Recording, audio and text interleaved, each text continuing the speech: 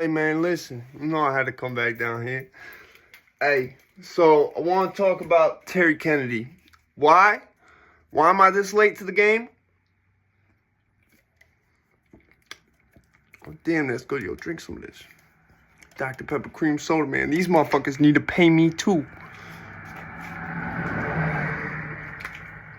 Will he take the charge?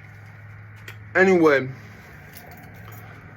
Terry Kennedy. Now, side note, soon I'm going to start doing gear reviews and setup tutorials for skateboards and what I be riding around on my channel, because anybody who know me from the world, they know, usually if they know me, especially from just random encounters, they know I'll be riding a skateboard. That's why I'm always riding around. I'll whip that shit. That shit is like a car to me. I will go from here 15 miles here and back to the dispensary and shit. I had a lot of people that ask me, like, especially in regards to wheels, like what I be using.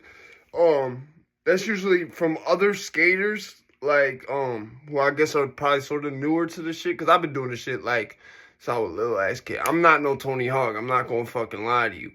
But I'm some, like, little Lords of Dogtown miniature version, like, do some of that shit. You know what I'm saying? I'm sort of like that guy who does everything really fast. You know what I'm saying? That's why, like, most of my boards are cruiser styles. I just now got me some regular style boards and shit. People out here be like, yo, the way the roads are is so fucked up. Like, I'd be scared to ride my shit. I'm like, you got the wrong wheels. You got to ride grown up. You know what I'm saying? Like Lil Wayne said, everything I ride grown up. You know what I'm saying?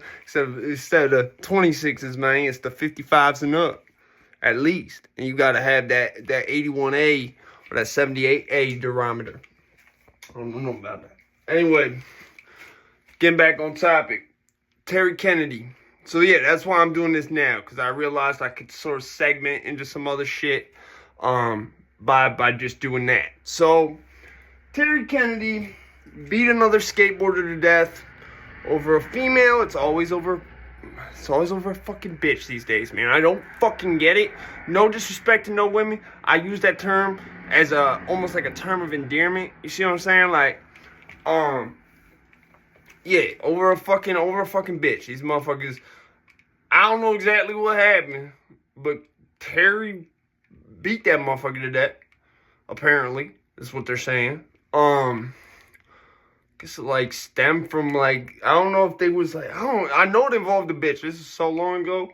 But the reason I'm doing this now, Terry Kennedy is like, he's like, I'm not moving forward with no trial.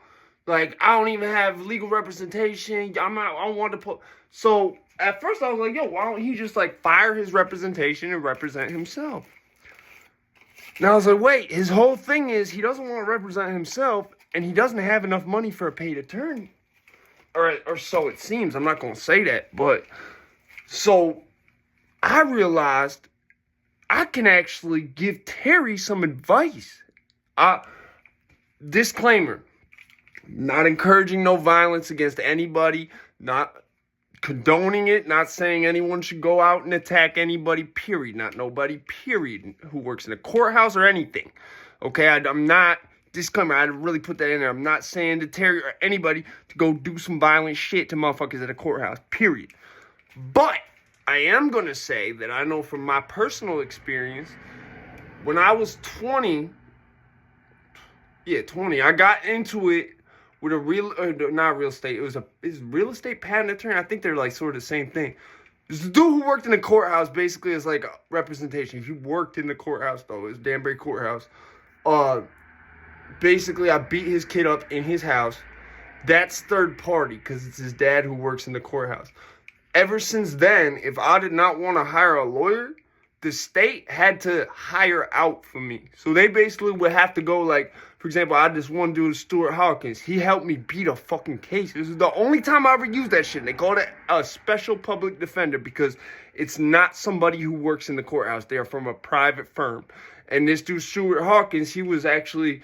he was one of the partners. Like, he had his name in the firm. So, like, they really went out. And keep in mind, it's still $25. It's not, you're not paying what the retainer is. You see what I'm saying? I only did that shit once, chanced it once. It came out good. I said, I'm not going to jinx this shit and try this shit again. Because we was going to try it again. And was it Bantam? When that was still open? I forget. They got some blonde bitch from Waterbury.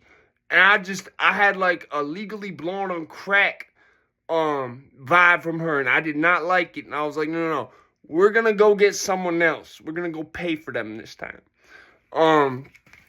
So, but yeah, if he really is like about like I need to get more adequate representation, but I don't have the money, like, yo, you're in a courthouse probably at some point. Like, they're moving you back and forth to court, bro. I'm just saying. I'm not condoning it. I'm not encouraging it. Be clear, but bro, you're at the courthouse all the time. They can't represent you if they're your victim. It automatically creates a conflict of interest. Be easy, man.